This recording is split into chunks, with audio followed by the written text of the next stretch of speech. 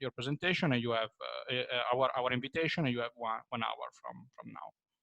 Okay, thank you so much. I'm really honored, and this is uncharted territory for me too, because it's my first online presentation of any of my projects. So it's pardon me for all my mistakes which I make as a result of this unusual format. But I think it's a great way of keep on interactions during this difficult time. So I'm going to talk about discretion and corruption in public procurement,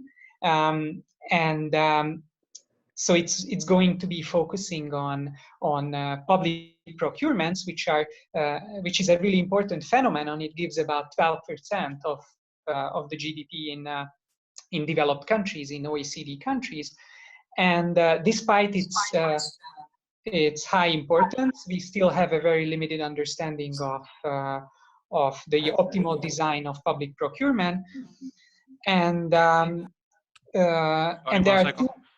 Can all the others switch off the microphone because there are some noise? Okay, so I think now it's fine. Thank you. Okay, cool. Yeah, I also heard some echo, and I hope it's not because I don't have my earphones here. Okay, so anyway, so there are two main ways, two extreme ways how public procurement is organized in most developed countries. Because in this paper, I'm going to be focusing on a specific aspect of the design of public procurement, namely that how much discretion do we give to the public to the buyers in public agencies. And the two extreme ways which usually public agencies are using is either they directly purchase some goods and service from a single vendor, and they don't solicit any other vendors, or they use a very formalized procedure, an open auction, when they lay down a set of objective requirements, and every firm who meet those requirements can submit a bid in the auction.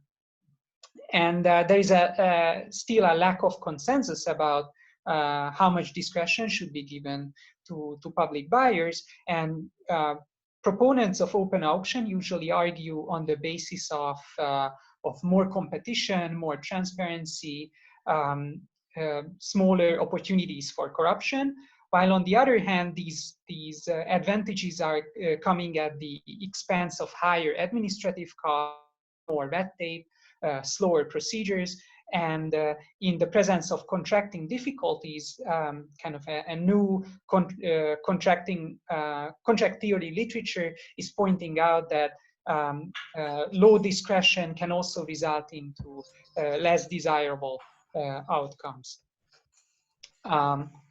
So I'm going to hopefully make a little bit of progress on this question by answering a few more detailed questions about discretion, namely that an increase in discretion, whether it gives rise to political favoritism, and on the course of giving rise to political favoritism, does it transfer money away from taxpayers to the contracting firms? And even if it does it also result into wasteful misallocation of contracts from more productive firms to less productive firms? And in order to answer these questions, I'm going to analyze a large public data set of procurement in Hungary. And I'm going to combine a unique policy reform, which is changing which is introducing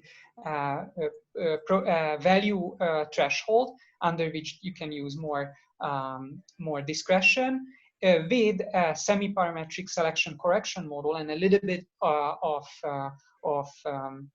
structure in order to deal with the endogenous selection of contracts into different procurement procedures. And by putting a little bit more structure on the data, so using this model of public procurement, it also allows me to think a little bit about the optimal procurement policy, that where should we set the value threshold, which value threshold would minimize the costs for the society. So this paper is connected to three main branches of literature, I think. And the first one is the growing literature of which looks at the direct consequences of using more discretion in public procurement. And most of these papers, I listed some of them, probably not all papers which are focusing on discretion, because there are, you know, a large stream of papers focusing on this topic. So, but most of these papers are focusing on outcomes, on tender level outcomes. Is there a question? Because I've heard some. Sorry, there is one participant with the microphone open. Can you please switch off? Oh, no worries. Yeah. Yeah, no, I think. Okay. Oh, I was just not sure that whether someone. No, yeah. no, I think it was. Thank you. Okay. Yeah. So so most of these papers are focusing on tender level outcomes, such as the price of the contract relative to the anticipated cost, and the number of bidders and things which you can observe at the tender level. So my contribution to this branch of literature are twofold. On the data side, linking tender outcomes to the balance sheets of the bidding firms, which allows me to say something about the allocative efficiency and something about the quality of the selected contractors. And on the other side, I feel that the paper improves a little bit on the identification side by combining the policy reform with the selection correction model, and this disentangles sorting into high discretion tenders and the causal effect of high discretion a little bit more vigorously than previous research.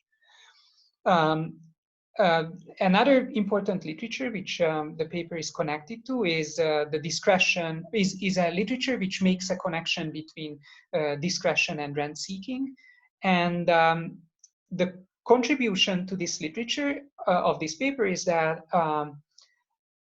since I'm going to have, and I'm going to show you results on the political connections of these potential contractors, I can measure political favoritism a little bit more directly than previous research have, because previous research showed that whenever discretion is used, more anonymous firms are being selected, or younger firms are being selected, so more suspicious firms are being selected. But here I have direct data on political connections, so I can make the association between rent seeking and discretion a little bit more direct. And the second is the identification improvements, which I already mentioned in the previous part. And finally, the paper hopefully talks to the large and ever-growing literature of welfare effects of political favoritism in public procurement. There are many papers here, and they mostly focus on measuring the welfare loss associated with political favoritism. And I feel that the contribution to this literature is that I zoom into a specific policy instrument, which is this buyer's discretion, and answer the question that how can we change, how can we reduce or even make it worse the welfare consequences of political favoritism in public procurement. And also the model is helping us to think about optimal procurement policy and not just the size of the welfare loss associated with political favoritism. So the outline of the rest of the talk is the following. First, I'm going to talk a little bit about the policy context and the data sets I'm using. And then I show you some reduced form evidence just to show you the main patterns in the data and just to anchor our thinking about the policy reform. And then I'm going to show you the selection correction model and explain you why we can't stop at the reduced form evidence, which I showed previously. And then I'm going to show you a version of the selection correction model, which allows me to do policy simulations and kind of explore a little bit what can we say about the optimal public procurement policy, and then I draw my conclusions.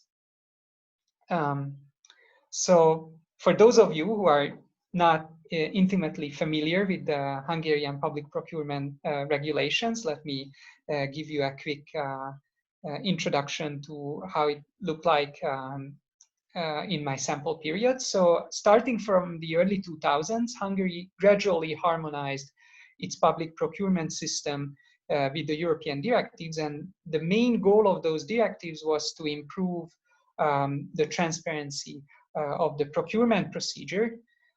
And as a result, Hungary was making open auctions the main procedure for public procurement. So from 2003, the main rule was that public agencies should use open auctions without respect of the size of the contract.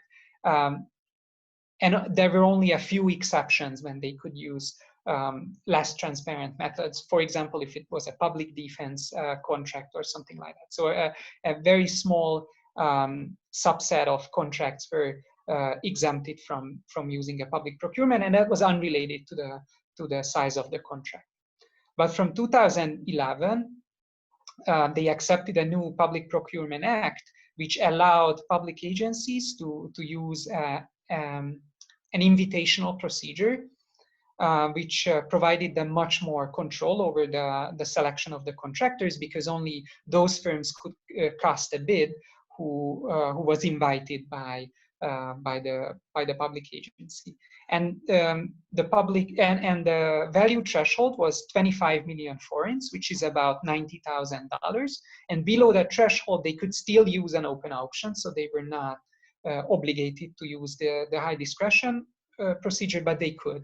But above the threshold, they still were obligated to use open auctions if it was not public defense or national defense or something which is exempted for some different reason.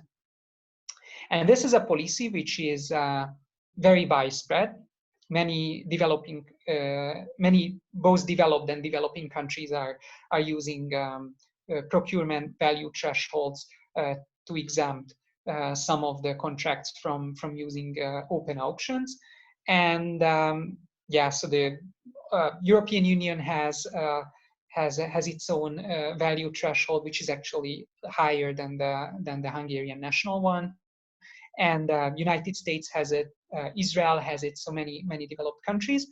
And I think that Hungary is kind of a good laboratory for looking at these questions, because during this period, Hungary was considered a corrupt country, but not that much more corrupt than many of the other European Union countries. It was in the same ballpark with other Eastern European new member states like Czech Republic or Slovakia or Poland, or with some of the Southern European countries like Italy or Greece. So I think my results are somewhat transferable to a long list of other countries. So let me give you a quick review of what kind of data sets I'm using in this paper. First of all, I have a comprehensive data set of public procurement contracts for the period of 2009 and 15.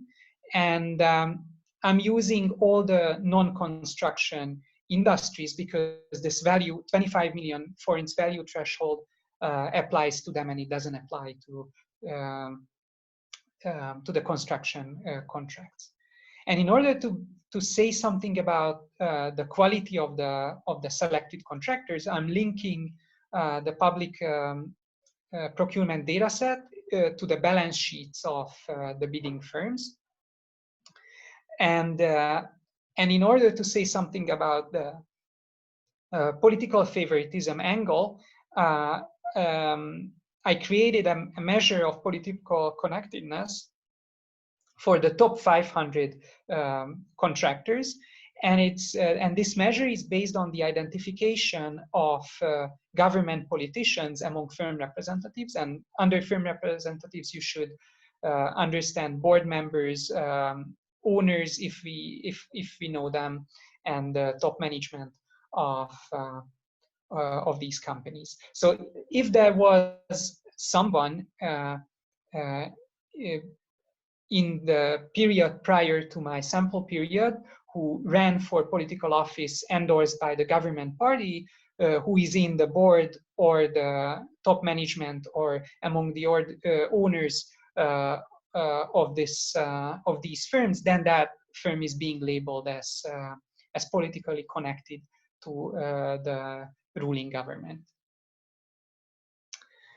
So what are the main outcomes which I'm going to show results on today? So first, I'm going to show you some results on the normalized price of the contracts. And this is calculated by the log ratio of the winning bid and the anticipated contract value. So this is the same thing what the literature is called a winning rebate. And it's basically giving us the percentage deviation between the winning bid and the anticipated value. And the anticipated value is set by the agency itself before they decide what the procurement mechanism is. And it's based on, it's basically the product of the physical amount they want to buy and some reference price, which either comes from the public procurement authorities price list, or they have to back this price with some historical procurement prices or with some marketing research. So this is how they come up with the anticipated value. This is kind of an expert estimate of how much the contract is going to cost. So this this normalized price is showing that how costly the contract turned out to be relative to an expert estimate. I'm also looking at the productivity of the selected contractor, which I calculate from the balance sheet of the winning firms under the assumption that they have a Cobb-Douglas utility function. So it's given by the log total factor productivity is basically given by this formula here, where alpha is the industry average capital income share, and y is the added value of the firm, and L is basically the labor, and K is capital stock of the firm. So and finally, I'm also using the connected firm as, is there a question? No, there's no question, okay.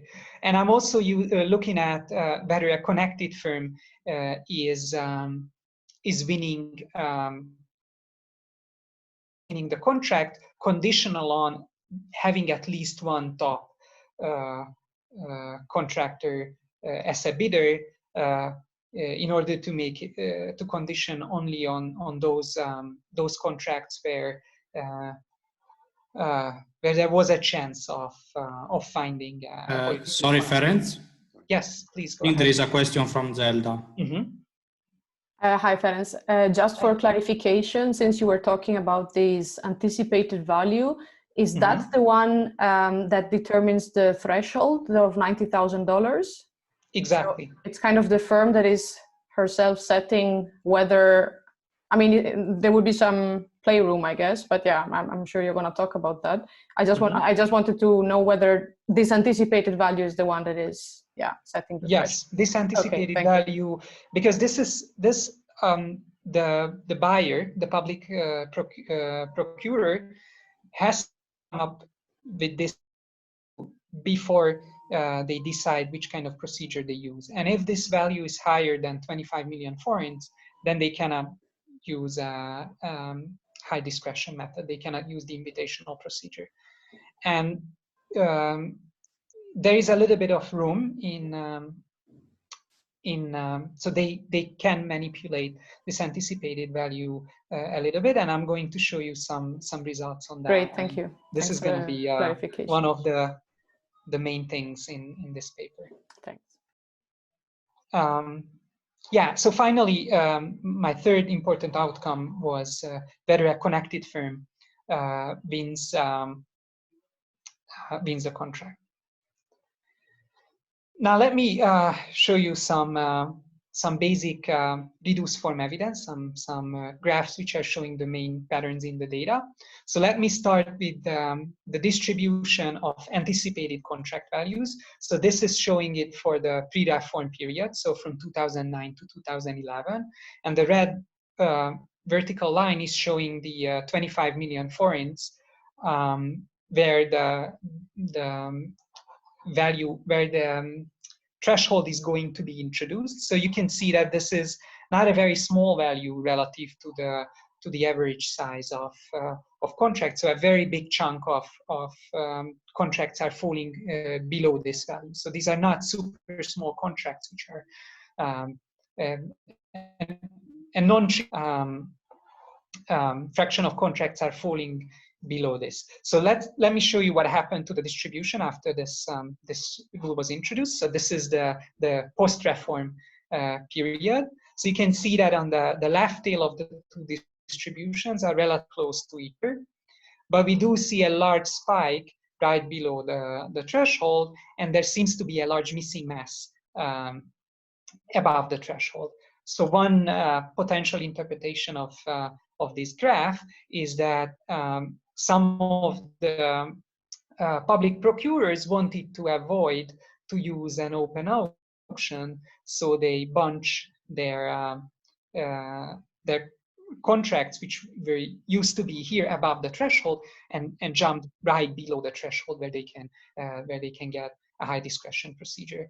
And there are multiple different reasons why they might want to do this. Either they just want to get rid of the red tape and they want to economize on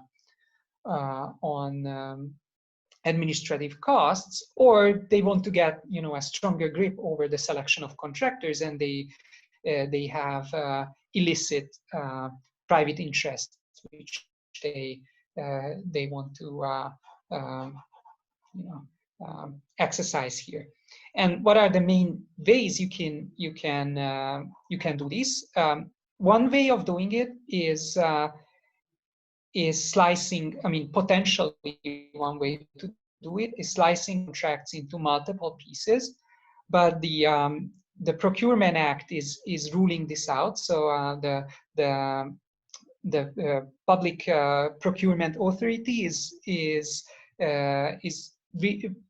explicitly forbids to have multiple contracts in the same project. And although this rule is there, they can always increase the frequency of contracting. So if a public agency is buying electricity in every 5 years, they can go down and contract in every 3 years in order to make the size of the contract a little bit smaller. But being said that, it doesn't seem to be the main mechanism, because if we collapse the procuring agency firm cells and collapsing contracts with the same contracts of the same buyer, same seller across different time periods, then we would get a very similar distribution. So most of the action is probably actual decrease of the contract values. So they probably, in many cases, they are buying actually less stuff in order to be able to fit the project under the 25 million threshold. So the way I'm thinking about this is that if a local school is thinking about buying new desks and new equipment to the school, they always have some discretion whether they want to buy also smart boards and a lot of fancy equipment, and they usually set the range of goods they want to buy in a way to match the contract below the 25 million threshold or something like that. So there is some flexibility in terms of the amount of stuff public agencies or schools, hospitals, state-owned companies are buying. And if we look at the outcomes around the threshold, what we see is that there seems to be large discontinuities. So if we look at the normalized price, so the log ratio of price and the anticipated value, what we see is that in contracts, which is to the right from the threshold, where you can use a high discretion procedure, we see prices which are larger, only about 9-8% smaller than the anticipated cost. And if you go on the other side of the threshold, where high discretion procedure was not allowed, then you see 15% smaller prices on average than the anticipated cost. So there seems to be a big difference between the price on one side of the threshold relative to the other. And if you look at the same thing for the productivity of the selected contractor, we see that less productive firms seem to be selected on the left-hand side of the threshold, where you can use a high discretion procedure, relative to the right-hand side, where only open auctions were allowed. And if we look at the probability of connected winners, we see that there's an elevated chance of a connected winner getting the contract on the left-hand side relative to the right-hand side. Now, what is my interpretation of these pictures? So in order to pin down the causal effect of using a specific procedure on these outcomes, we need a random assignment of tenders into procedures. And unfortunately, using this RDD is falling short of this ideal experiment, because we have seen a huge sorting of contracts from one side of the threshold to the other. So there might be two reasons why we see these discontinuities. Either there is a causal effect of discretion, so the very same contract, if it was procured through open auction, this would yield a lower price, a higher productivity selected contractor, and a lower chance of a politically connected contractor. Or what's going on is that those contracts where they would have chosen a high price. Yes? There is a question from Judith. Judith, please go ahead. Yeah, sorry, I was trying to switch on my my microphone. So can you, I mean, for the graphs that you showed up until now, I mean, we could still think of, you know, because I know that this happens here, of people, of agencies splitting the contracts into two. Can you not show us a graph, a similar graph, on the total number of contracts before and after? That would be very, you know, reassuring to show that there's not, you know, like similar contracts, but then now instead of one, there's two of them. I don't have such a graph in my presentation now, but I looked at that, and there is a constant increase of contracts during this period, which is explained mostly by the increase of European subsidies Hungary is getting, but I don't see an immediate increase in the number of contracts after the policy change. I do see a gradual increase in the total number of contracts in this period. Okay, thanks. And also, even if they split, they don't split in a way that they are giving both contracts to the same firm. So it's not like because that would show up in this graph, which is pooling or collapsing into contractor procurer cells for the whole time period. So if you gave, you know, multiple, if all the action is going on just by giving, just by slicing contracts, then we wouldn't see a spike here. Maybe they are slicing, but giving it to different contractors. That's possible. And I do think that they do increase the frequency of contracting somewhat in some cases in order to fit contracts below the threshold.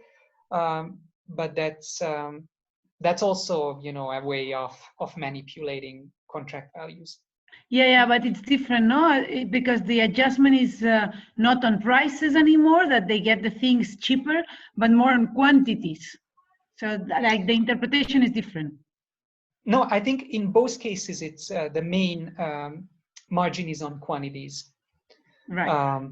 Because the price is something which is really hard. The anticipated price is very hard to manipulate because it has to come either from a centralized price list or it has to use historical price to back it. So it's not, you know, fitting your anticipated contract value below the threshold is not that easy. Just to say that I'm buying exactly the same amount, but I'm using a smaller anticipated price. You have to back your anticipated price, so you have to buy less amount in order to fit your contract below the threshold. Thanks. Thank you so much. I think this is a really important clarification. Oh, sorry, I go back to my original picture. But if we go back to the question whether these pictures are capturing causality or not, my concern is that they don't necessarily capture the causality because, you know, some of the contracts are leaving from the right side and bunching to the just below the threshold, and those agencies and those contracts might be systematically different from the ones who stay here. Maybe they are kind of less competent or lazier agencies because they really want to get rid of the higher administrative costs of using an open auction, and that's why they bunch, which might explain why do we see higher prices and less productive firms being selected. Or they are just more corrupt agencies and contracts where there are more opportunities for corruption, and that's why they jump from one side to the other, because they want to secure corruption even more. But they would be able to you know, help their less productive cronies to higher prices, even with open auctions. So we don't really know whether this is selection from one side to the other or actual causal effect.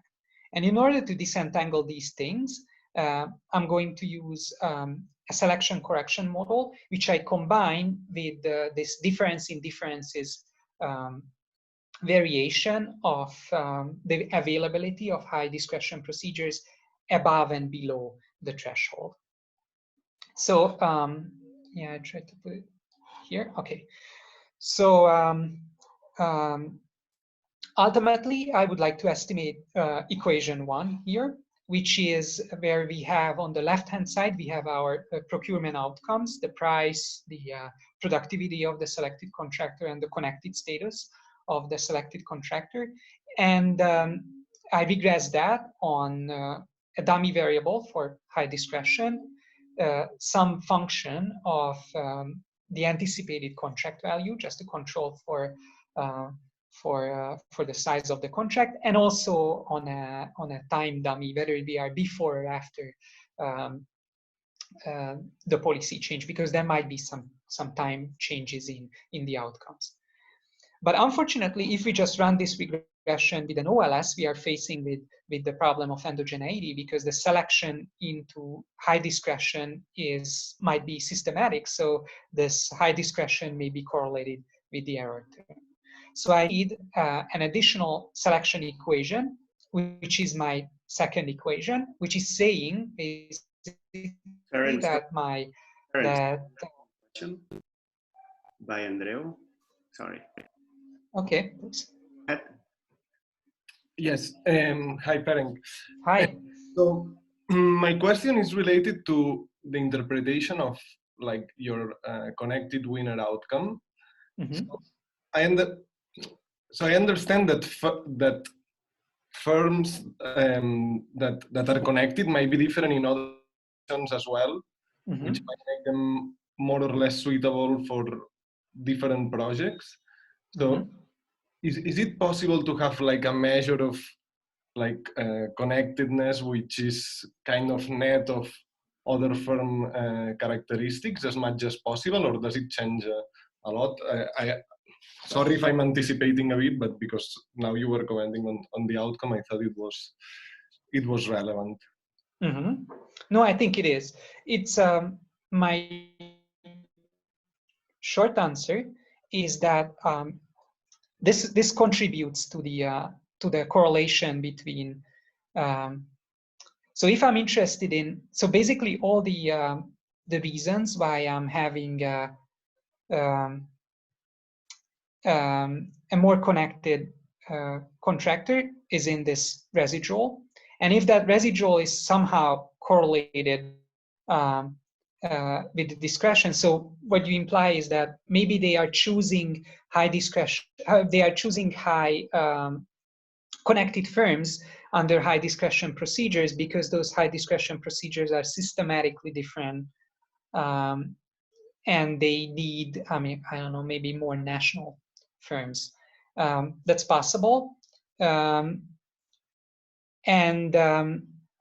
I try to disentangle this sorting from the causal effect with this selection correction. That's one part of the answer. The other part is that I agree with you that the interpretation of this causal effect is still tricky because we don't know whether this is corruption or some other underlying characteristics of connected firms are different. So they are, maybe what's going on is that agencies, some of the agencies are preferring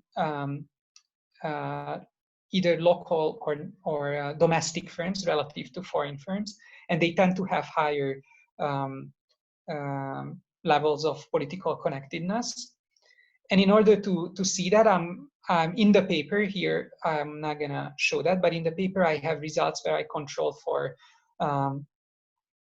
the domestic and foreign status and some other firm level characteristics. But it's also, I mean, I don't want to oversell the results in the sense that there might be some other reasons, some unobserved differences between politically connected firms, which explains why agencies are choosing them more often if we are giving them more discretion. But I think that the three outcomes together are kind of painting an interesting picture. So they are painting the picture that,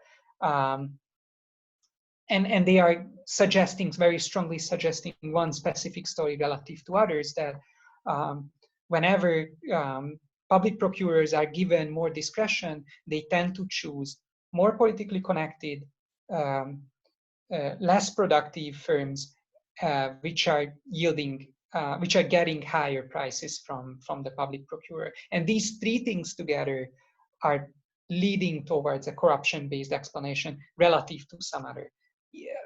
If we are just looking at one of the outcomes, I would say that many different interpretations seems plausible. This way, I feel like this is the most this is the explanation which fits more with all three outcomes. Okay, very, very clear. Thank you. Thank you so much for the great question. So, okay, so in order to deal with this selection of contracts into high discretion procedures, I'm going to estimate another equation, which is the selection equation. And here I have the high discretion dummy on the left-hand side, and I regress this on first of all, we can only have high discretion procedures if we are in the post-reform period. So it's so the right-hand side is a product of the post-reform period dummy. So if it takes the value of 0, then we cannot get high discretion. But it's also depends on some lowercase d, which is an unobserved net utility from choosing a high discretion procedure. And they are choosing a high discretion procedure if this unobserved net utility from choosing a high discretion is larger than a contract value specific threshold. And the name of the game here is going to be that I allow this unobserved residual, which is D, to be correlated with the error term of equation 1. So there could be a correlation between the net utility from choosing a high discretion and the error term of the first outcome equation. And I estimate these two equations together, and I estimate this delta and the correlation between D and U at the same time in order to clean my first stage estimation from selection. So this procedure is a little bit similar to a Heckman selection correction, but I'm going to use this difference in differences variation, but I'm explaining that in more detail, the intuition. So what I do is that I estimate these two equations in 2 steps. First, I'm estimating the second step, the second equation, the selection equation non-parametrically. And how can we do that? So we can do that by quantifying the probability that a public agency is choosing a high discretion procedure at each point of the contract value distribution. For all these points where I bin up the contract value space, and for all bins, I compute the probability that that in the post-reform period, a public agency is choosing a high discretion procedure because it's quantifying the amount of selection going from open auctions into high discretion procedures. And it is very easy to do for as long as we are below the threshold, because we can directly observe how many contracts are selecting into the high discretion procedure and and what fraction of the contracts remains in open auction. So what you can see here is that roughly around between 60 and 80% of the contracts are choosing a high discretion procedure as long as we are below the threshold where it's allowed. But unfortunately, we don't really know how much of the contracts are selecting into high discretion above, because they are disappearing from there and they are bunching back to right below the threshold. So what we can do instead is that I'm using the pre-reform period distribution as a counterfactual, and I assume that the distribution of contract values would have looked like the pre-period in the absence of bunching. So I can quantify the missing mass between the two curves in the above the threshold, and I'm assuming that that the mass who are missing from here are the ones who chose high discretion procedures and bunched back below the threshold. So by doing that, we can compute the excess outgoing selection from high discretion from open auctions into high discretion in this range of contract values. So we can do it for all bins non-parametrically, just compute the quantity of the missing mass. And by that, we can pin down the value specific thresholds for the net utility from high discretion for every point in the contract value distribution. And once we have that, now I turn my attention to the first stage, to the outcomes. And this graph is meant to give you the intuition of estimating the first stage. So this is showing the log productivity of the selected contractors for open auctions in the pre and the post-reform period. So the pre-reform is the blue dashed line, and the post-reform period is the solid red line. And below the threshold, there are two reasons why the two graphs are different from each other. First, there might be some time effect, which is, I assume that it shifts the curve. It gives only a parallel shift of the curve. And the other reason why it might be different is that there is a large compositional difference between open auctions, because in the pre-period, all the contracts were open auctions. So we don't see any outgoing selection from open auctions, but in the post-reform period, open auctions might be different from high discretion because there is an outgoing selection from them. Maybe the most corrupt or the lowest productivity of the highest price contracts are selecting out from open auction and going into high discretion. So that may make the curve different. And on the other side, there's also time difference, but there is also a smaller and smaller compositional difference. Why? As we get farther from the threshold, why we have smaller and smaller compositional difference? Because the missing mass is getting smaller and smaller. So there are less and less contracts who are selecting out from open auctions and going to high discretions, because they have to pay a larger price by distorting the size of the contract. So there are less and less outgoing selection, which we see in the comparison of the two density functions. And so we know that there will be less and less compositional difference as we get farther from the threshold, but we have the same time difference at each point of the value distribution. So the comparison of open auctions before and after at each point is helping us to parcel out the compositional difference and the strength and direction of the selection. And once we know selection, now we can turn to the comparison of open auctions and high discretion procedures in the after period, which you can see here in this graph. So there is going to be a big gap in the log productivity of the selected contractor for open auctions, which are the red line, and for high discretion procedures, which are the green line. We only have high discretion here because it's not allowed above. And this gap is driven by two things. It's driven by both the treatment effect and the compositional difference.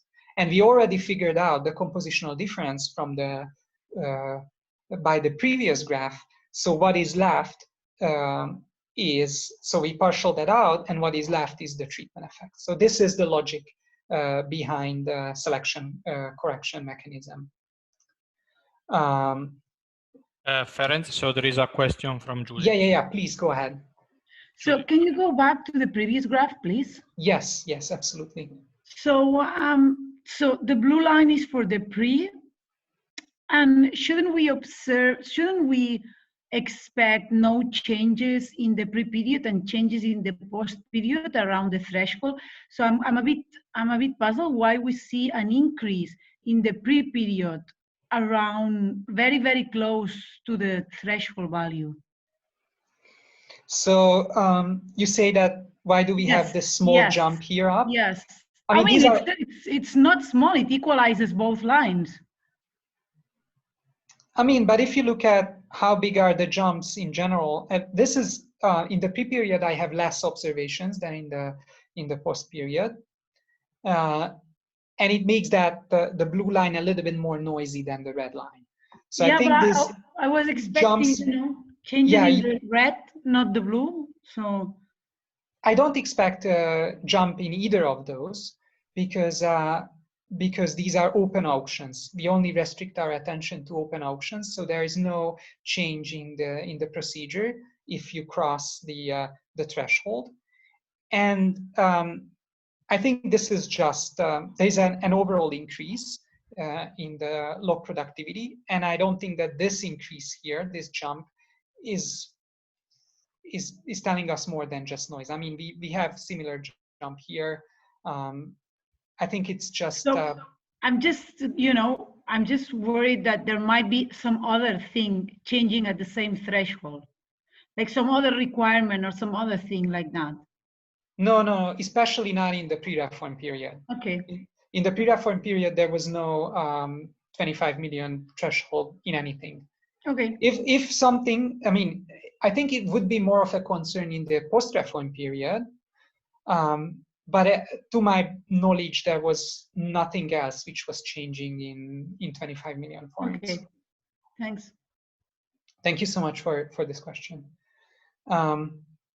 Okay, so if there is no more question on the logic of the identification, so that it basically comes from this comparison that I expect large compositional changes here, where a lot of contracts are selecting into high discretion, selecting out from open auction to high discretion. And on the other side, I have much less selection, and the selection is getting weaker and weaker as we get farther from the threshold.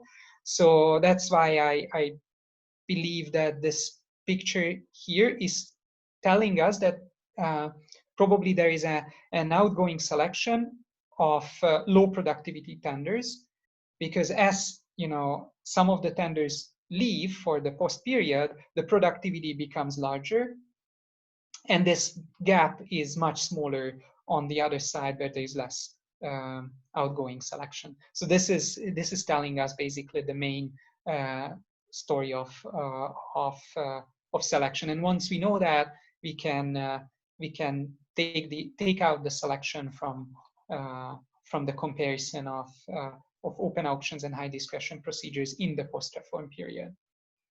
Ferenc, Okay. Just to let you know that you have 10 minutes left. Okay, I have 10 minutes left. Yeah, okay. Then we open the discussion. Okay. I'm showing you the main results, and then a little bit about the selection, about the welfare effects, and then I'm concluding. So the main results are in this table. So here,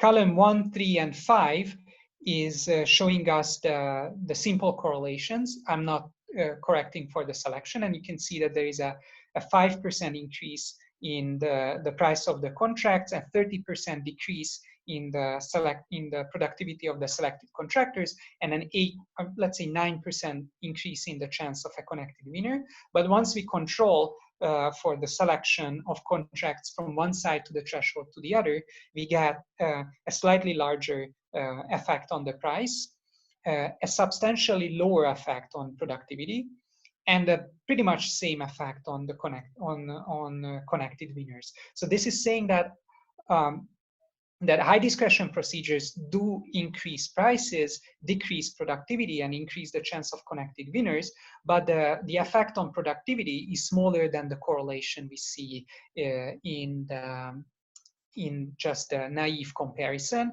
And it comes partially from the fact that those contracts where low productivity contractor would be chosen anyway, even if an open auction were used, are more likely to be selecting into high discretion. This might either be because, it could be because less competent firm contractors or less competent procurers are using high discretion procedures anyway, or something like that. I'm skipping slides, and I go to the policy simulations. So I'm using a slightly different version of the model, where I estimate this contract value specific threshold or critical value function parametrically, in order to be able to simulate the distribution, the contract value distribution under alternative hypothetical thresholds, value thresholds. So if I estimate this more parametric version of the model, I get very similar results on the effects. And the important thing is that now I can use this model. I skip these ones too. I can use this model to simulate the value distribution with not just the 25 million forints threshold, but with alternative thresholds. So this graph is showing that the blue line would be the distribution of log contract values if there was no threshold. So open auction would be compulsory everywhere. This is the pre-period. The red dashed line is the post-reform period, when we have the 25 million threshold. And I showed two alternative thresholds, one which is 50 million forints. We have a smaller spike at 50 million forints. And if we had just a 10 million forint threshold, then we would have this large spike at 10 million forints and the large missing mass above.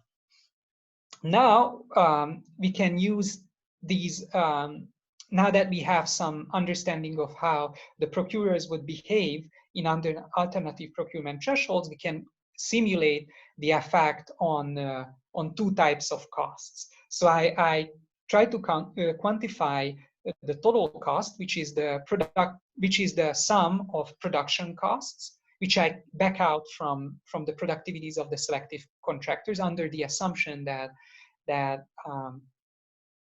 if the total factor productivity of a firm as a response to high discretion is decreasing by 5%, that's the same as a 1/5% increase in production costs. And I also compute the administrative cost changes, but unfortunately I don't have direct data on the administrative costs changes, so I'm going to calculate this with a few different values, speculative values of administrative costs, and I'm going to assume that the administrative cost is either 5, 10, or 20% of the total production costs. I guess there might be a question because okay, if there is no question, then no, I was writing you that, so take your time, do not rush, we still have time, okay? Okay, fantastic. Yes, so, and if we introduce a procurement threshold, that's going to have an unambiguous effect on administrative costs, because now some of the contracts are exempted from using the more costly open auctions. So if a value threshold is introduced, then some of the contracts can go into a more simplified procedure that will always decrease administrative costs. So the effect of introducing a threshold relative to having no threshold at all is having a direct negative effect on administrative costs. On the other hand, effects on the production cost is more complicated. Sorry, Ferenc, there is a question from Andreu. Okay, please. Hi, Ferenc. So here I was wondering, so here there is a bit of a site which is difficult to consider, which is the quality of the output, right? Mm-hmm. Yes. I was wondering, and which I guess is very difficult to measure. I don't know if it's possible to have some type of follow-up on expenditures and whether their stuff needs to be fixed or whatever. I was wondering, so in the interpretation of this, if it can be useful. So there is this literature on like personal economics, on paying people by the input or by the output, and optimal compensation schemes and so on. So I'm wondering if if this could help to interpret like the results. I cannot see exactly in which way, but somehow this problem reminds me a bit of this type of thing of paying by the input or by the output, or making people compete on different things. So just to mention. Yeah. No, I think this is a very important question, and one of the reasons why many economists are advocates of high discretion procedures is that because they believe that many quality dimensions are not contractable, and it's really hard to make a very formalized procedure which are selecting the highest quality bidder if it's just based on formalized criteria. And it's better to leave more discretion to the buyer in order to select the one who are selling, who are having the highest match quality with the needs. And the other potential problem is contract execution. Is that if we don't allow for relational contracts, if we don't allow for long-term cooperation or long-term relationships between the buyer and the seller, then they can form relational contracts, and they can maintain high quality execution of the contracts. And I think these are all dimensions which my measure has at least partially a hard time capturing. I think that partially it does capture because I'm not looking at I'm not looking at how well these firms meet with the criteria in the announcement, but I'm looking at their productivity. So how much revenue they can make with a given amount of labor and capital. So since most of these firms are selling most of their, or getting most of their revenue from the private market and not from selling to the government, I assume that if someone has a very high revenue with the same inputs, then they probably have a good quality product. And it also reflects the quality of the product which is being accepted on the private market, because that's how they can make high revenues. This is partially measuring or alleviating that problem that, if they manage to select with open auction high productivity firms who are successful on the private market, then they might not be that terrible. This is very convincing. Indeed, I hadn't thought about this. I agree that it's a nice measure of like matching the quality, so of the quality of the firm, and so the assumption, I guess, here is a bit less restrictive, and is that this firm should continue producing at the same quality rate as usual. Fair enough. Yeah. No, I think it's fair to assume. It's fair question whether the government buyers have very different needs from the private ones. At this point, I can't deal with this problem very convincingly, I think. There are two things which someone can do. One is that someone can look at some ex post contract execution data, how much is the cost overrun, whether there were delays. So these kind of things, some paper does that, and I'm also planning to do that once I get data on them. Mm-hmm. This is also just a partial remedy you mentioned. And there's one more thing which I did in the paper. I didn't show results here on that, which is that I look at whether there are more incumbent winners if we have high discretion procedures. So do we see more stable buyer-seller relationships? So do we see any sign of more relational contracts once we have high discretion? And I see the opposite. Actually, I see that open auctions results into more stable buyer-seller relationships, interestingly. So there is no sign that high discretion is giving rise to a more consistent selection of contractors. But let me go back to this. Sorry, there was another question from okay. Albert. Sorry to interrupt. Okay. Please ask. The comparison between the open action and the discretionary process, kind of assumes that auditing policies don't change. you know, because I assume that with open auctions, if you want to do audits, you really don't know where to look, you know, because, you know, the corrupt projects might be all over the distribution, but once you have this threshold, you know exactly where they are.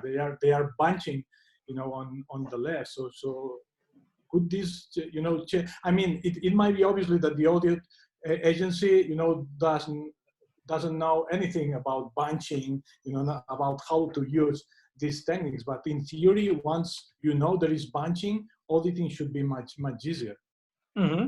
No, I absolutely agree with that.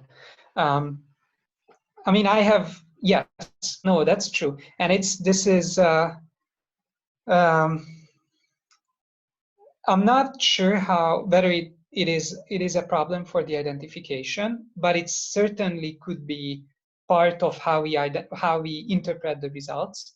And maybe we should you know, the deal would be with these new rules are, you know, if you can go open auction if you are above the threshold, and these are, with that you have some rules on how, you know, to prepare the project and things like that. But then the audit rules are different ones. You can go, so imagine that the audit agency is even, you know, open, you know, of letting you play a little bit with the number, you know, and opt for the other side of the threshold. But then you have to know that you are choosing something that is, you know, much simpler and easier to begin with, but you risk, you know, having no, absolutely. I totally agree with you. And this is going to be part of these unobserved D functions, these unobserved utility from getting, which you get from high discretion. It could be kind of smaller than without the high risk of being audited. So I think it's not necessarily a problem for the identification, but I think it's an interesting question, and it would be nice to see whether there is an increased chance of being audited right under the threshold than above. My sense is that since you know, much of the corruption, I mean, at least according to anecdotal evidence in Hungary, is not organized at the local level, but mostly centrally organized. I have a doubt whether the central government has a very strong interest in capturing these corrupt cases, because much of the corruption might be going into centrally connected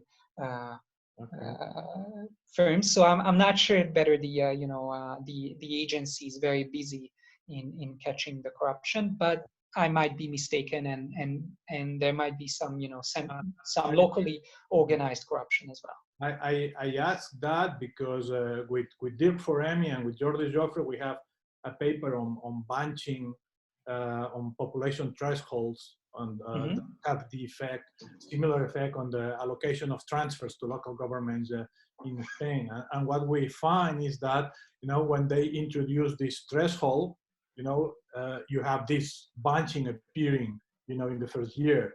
But it seems that you know, the National Institute of Statistics, which is the one, you know, that is you know, compiling all these population numbers, eventually they started to learn, you know, about the bunching, and eventually they corrected that the bunching has started to disappear, you know, over time. So it could be that in this case you introduce this threshold and there is this enormous bunching at the beginning, you know, but it could be, you know, that the authorities also learn about this, which suggests that once they implement differential auditing policies, the bunching should, you know, progressively disappear. Yeah, no, and I agree. I mean, it would be super exciting to look at newer data, and probably I can get you know, fresher data on public procurement and see how much the bunching is changing. So whether they are making an attempt to hold companies back from bunching. Okay. Yeah, no, that's a great idea. And that's it. Yeah, thank you so much for this comment. And just to finish the argument, how much time do I have? Oh, I already ran over Well, time. no worry, we can continue. We already Okay, a lot of so questions. We can use all the time. Yeah. Okay, thank you so much. So so there are, if we are looking at the effect of procurement thresholds on the productivity of the selected contractor and on the, as a result, on the production cost, there are two channels. The first channel is the procedure channel. So if I have a higher threshold, then more contracts are going to be using high discretion. And since high discretion is decreasing the productivity of the selected contractor, then it's going to decrease productivity and increase production costs. But we have seen that there was a selection of low productivity contracts into high discretion, and they were reducing the size of the contracts. So if I have if I introduce a threshold, then there will be a lot of contracts which would have been low productivity anyway, which are now reducing their size and reducing their weight in the overall spending. And it has an opposite effect. So basically making kind of the more corrupt or less competent agencies to restrict themselves to spending less relative to more competent or less corrupt agencies. And if I put these things together, I can compute the effect on total cost for different levels of administrative costs. And the blue line is showing the effect of the change of costs relative to having no threshold, of having some threshold, which is in the x-axis. And the blue line is showing it with the assumption of having no administrative costs. So if I have no administrative costs, then the optimal threshold is pretty small, around 4 million forints, but it's not zero because of this second selection effect. But if I increase the administrative cost, then it's making the optimal procurement threshold larger. But even if we have a relatively large administrative cost, which is 20% of the total production cost of the contract value, we still have an optimal procurement threshold, which is somewhat smaller than 10 million. So in order to get to justify this 25 million threshold, we need to have enormous administrative costs, which are the same as 50% of the production cost, which is highly unreasonable in the Hungarian context. Because, I mean, open auctions are using the same online system as invitational procedures. So I think the main punchline here is that the 25 million threshold is almost certainly kind of throwing out a lot of value on the window relative to the optimal thresholds, which should be somewhere in between 4 million and 10 million. And if we have relatively negligible procurement thresholds, then the overall increase in costs is as big as almost 5%, which is a relatively meaningful. And relative to the optimal threshold, it's closer to 6%. So I'm just basically, this is what I wanted to show you. So just to wrap up, I used public procurement data from Hungary in order to show what is the effect of using high discretion, and I found an 8% effect on prices and 18% of decrease in the productivity of selected contractors. And I did see that high discretion is increasing the chance that politically connected winners are winning.